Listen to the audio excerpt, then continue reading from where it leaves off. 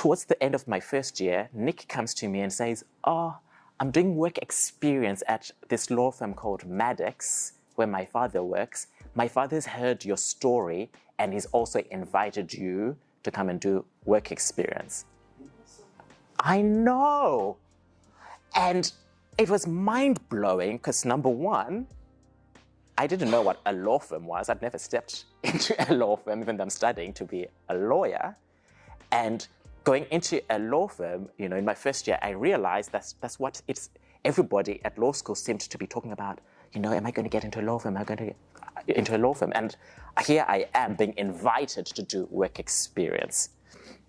So at the end of my first year, I go and do work experience for 2 weeks, and I was in the mailroom and also the president's. And I worked my ass off, of course, in the mailroom, because I thought this is my one and only opportunity to show who I can be. This is my only opportunity, And after those 2 weeks, I had the courage to go to HR, and I said to HR, "Can you give me any other jobs if there are any available?" And they were like, "We don't have any at the moment, but we'll let you know." And again, my heart is pounding, like pounding. Every single time I'm making these requests, I'm alone. Nobody is really guiding me. I'm just like, okay, this is just the next right action for the next opportunity.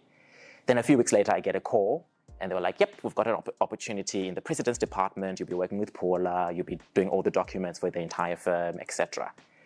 And for then the next 5 years, I'm working at Maddox in different departments, I'm in the library doing research. I became a paralegal. They offered me a job as a seasonal clerk at that time and a traineeship. And all of that should never have happened. Now, all of that should never have happened because as an international student, when making all those applications for a traineeship, they'd always ask, what are the favorite 2 questions when you apply for a job? Thank you very much. Are you an Australian permanent resident and are you an Australian citizen?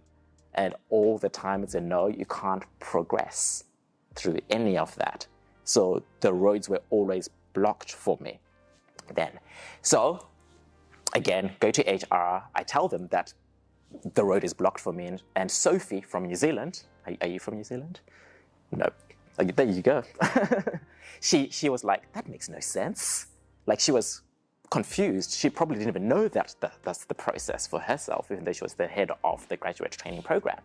And she said, "Just give me a paper application." So I gave a paper application, and that opened the door for me to actually qualify as a lawyer again. So another person, removed the obstacle. That's the power of people.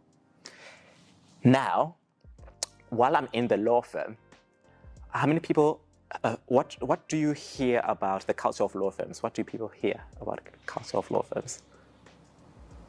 It's long hours. Long hours, yes. Relentless cutthroat. A relentless cutthroat. So there were those conversations as well within the law firm. And a senior associate, so a person who's been in the firm for about 8 years, he would take me out for lunch. And he would say, "Rugare, do not be like me. Get the training in the firm and get out. I now have a mortgage. I've got my overseas trips, and I've got all these commitments which require money. I can't get out.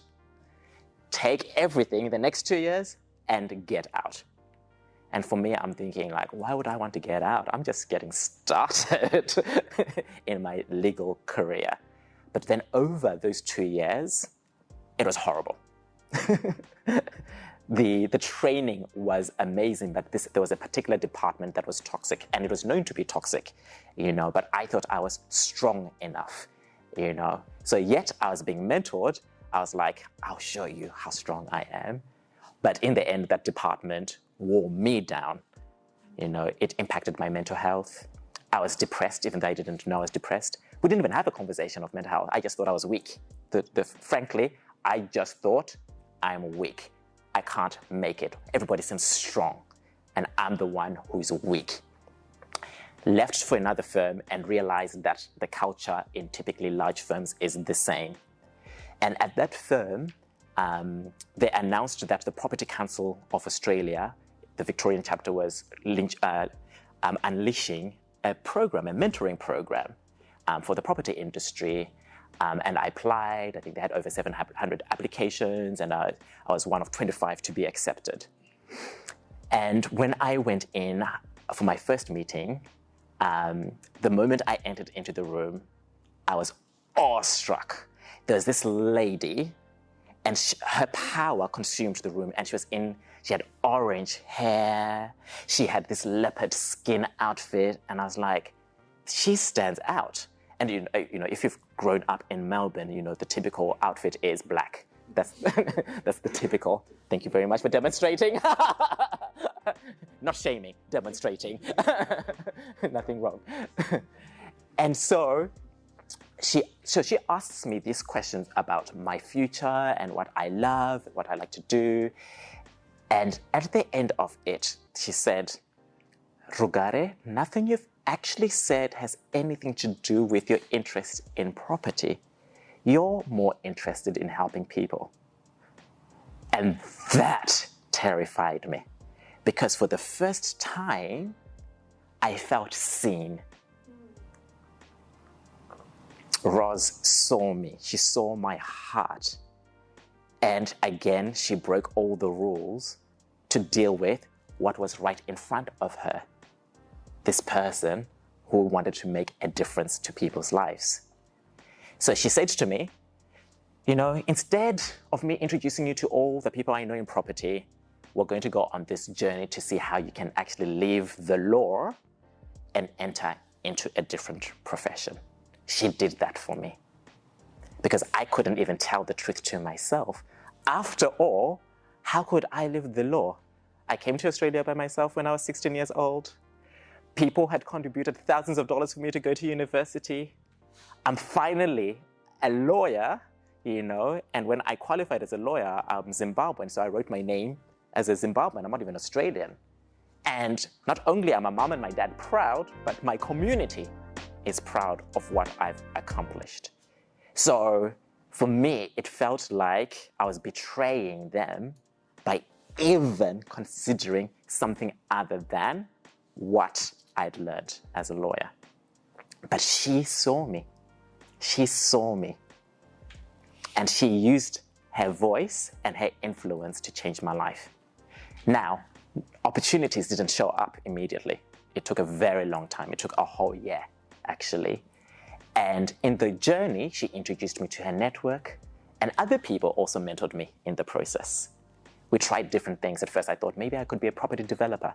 And when we explored that, I started having heart palpitations, the same I was having as being a lawyer. And I was like, I'm going to close that door. Thank you very much. The thing that I had decided that became very clear is that I liked and wanted to be a decision maker, and I also wanted to help people. One of the things I'd seen when I was practicing law was that we would spend all this time creating briefs, doing research for CEOs, business owners, and then when there were disputes, most of the time they were not interested in the research. And I was like, but I've done thorough work and I've had a considered pathway for a different outcome. I want to be a decision maker. If I'm doing this for others, why don't I do this for myself? So something shifted there where I was like, how would this work if I did that for myself? Now, Australia, corporate Australia, typically predominantly white, and very few black professionals at that time in Australia. Now, there are many more Africans in the professional world, but I was always typically the only black person in the room. And white corporate Australia kept on saying these few things to me. We can see you are valuable, but you don't tick the boxes. How many people have experienced you don't tick the box? You know? So I always was a person that couldn't tick the box for them.